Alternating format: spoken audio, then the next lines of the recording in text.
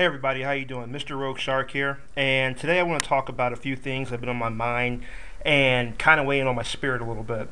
And that's currency preparation, the Occupy Wall Street movement, and this whole situation at Penn State with Joe Paterno. First off, like I said, we all prep. We buy guns, we buy ammo, we buy food, we buy water.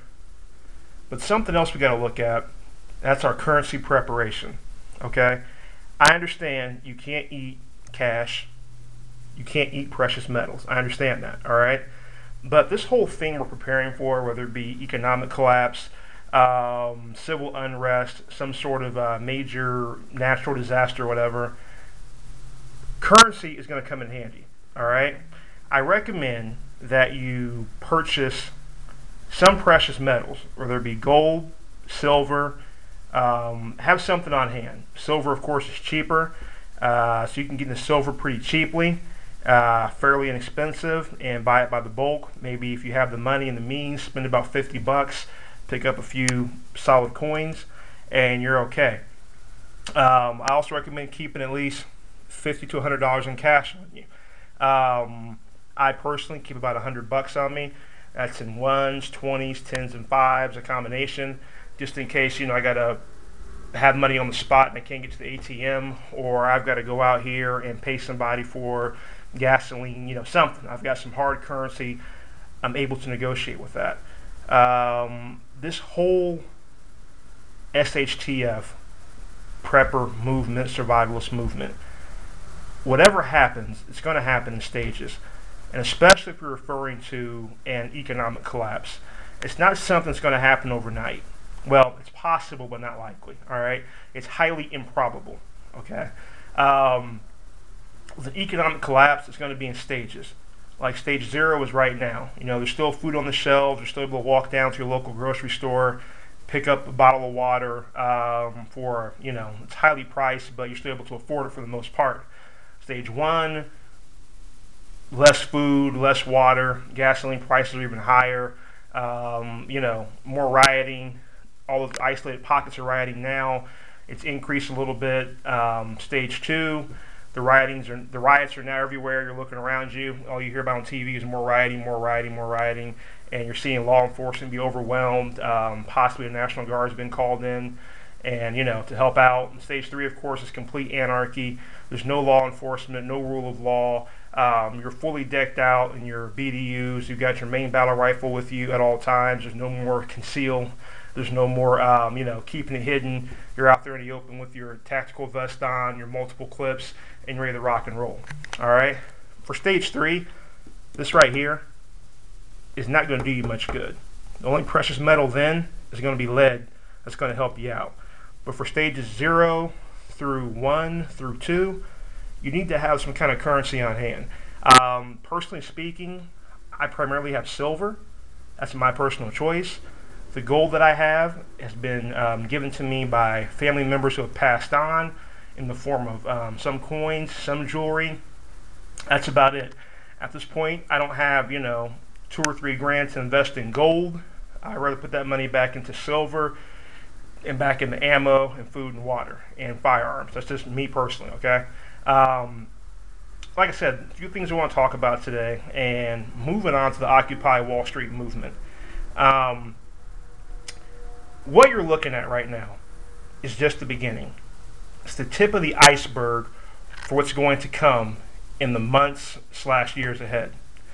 A lot of people thought the Arab Spring was going to be a flash in the pan, couple of weeks, people out in the streets screaming, crying, then things would get back in control. And look what happened. You had a complete regime change. Now, I understand a lot of you are going to tell me, you're going to post in the comment section, Mr. Rogue Shark, they had outside help, there was outside influence involved there. And that's true. They did. In some cases, they did. But it was still the people, primarily, who took to the streets and made things happen. And you're seeing that now. You're seeing it in Oakland, California. You're seeing that in Oregon. You're seeing it over in New York. You're seeing it across this country. And it's only going to continue to increase. Now, a lot of you out here don't agree with Occupy Wall Street. Your perception is that it's a bunch of children who are lazy, apathetic, weak, unemployed people who are complaining for no reason.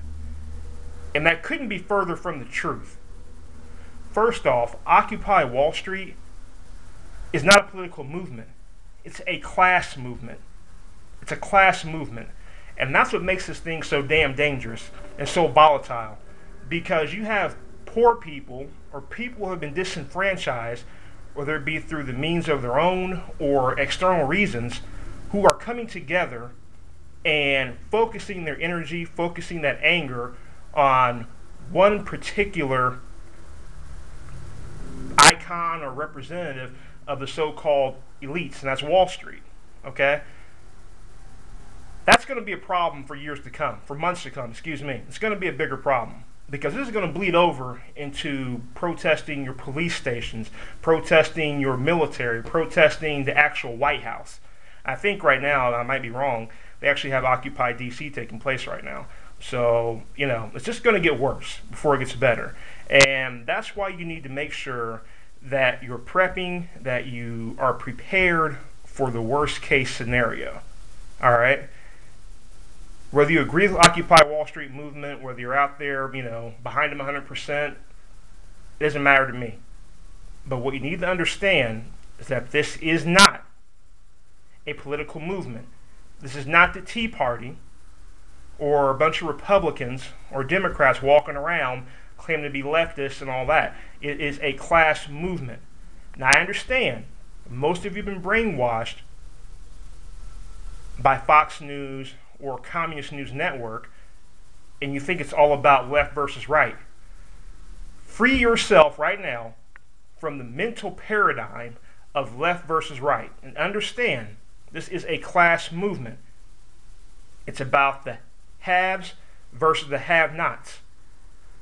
And anything in between that is going to get squashed. Let me make that clear, okay? I watched a video on YouTube from a guy who's pretty well known out here. He's got over 18,000 subscribers.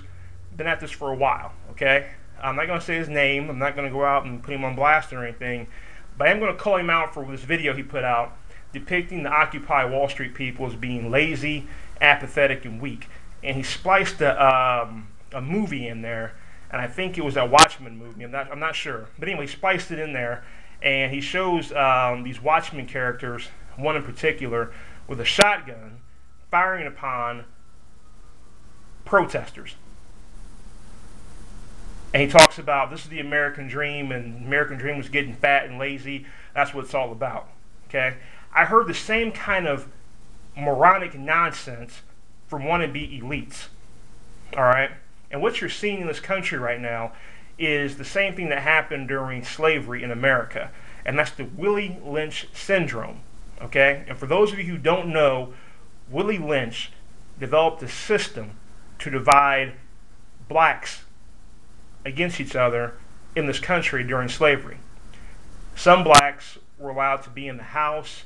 They were allowed to put on, better clothing. They weren't treated as bad as other blacks. They called them house Negroes. And while the people who worked in the field slaved away all day, they were called your so-called field Negroes. Okay? Well, in today's terminology, you don't have to be black to be a house Negro. You don't have to be black to be a field Negro. All right? They have divided us based upon economics.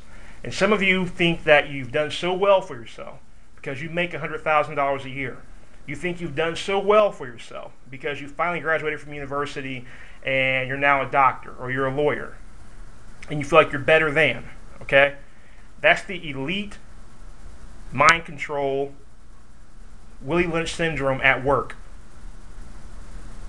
And you need to wake up to it now and realize we're all in this together. All right? Moving on, this whole Joe Paterno thing, it's got me pretty upset. I'm looking at the TV, and I'm seeing these students on Penn State campus, rioting, screaming, crying, gnashing their teeth, pulling their hair out, swinging from the trees like a bunch of monkeys, destroying property, complaining about Joe Paterno being fired from Penn State. All right? What was he fired for? You had a man who was told, who was made aware of some very disgusting, vile, atrocious acts being perpetrated on young boys, and the best he can come up with, the best excuse he can come up with every day, and you can watch CNN, watch Fox News, and hear it for yourself, is that his mindset was, I'm doing what's best for the institution. That's all I cared about. What does that tell you? Joe Paterno exemplifies this entire country. Joe Paterno represents your government. He represents your police, your military. Because they no longer see the people. They no longer see what's right for the people. They see what's right for the institution. That's all they care about. What can I do to help the institution? What's good for the institution? That's all that matters. That's a sickness. That's a problem. And that's why you have Occupy Wall Street movements. That's why you have unemployment on the rise. Okay? That's why you have the devaluation of this right here, this American currency. Okay? Because you got people out there who think that it's the system or the institution that matters more than the people that make up the institution or comprise the system. That's a problem. All right? I don't want to hear about Joe Paterno being some great icon who helped out this one and that one and blah, blah, blah. None of that matters. Okay? He was told about sexual abuse happening with 10-year-old boys, and the best he could do was talk about how Sandusky no longer had locker room privileges. What type of sickness is that? And then furthermore, you got a bunch of idiots out there at Penn State in the middle of the street crying, topping over news vans, destroying property because Joe Paterno got fired? Give me a break. Give me a break. I don't have any sympathy for Joe Paterno.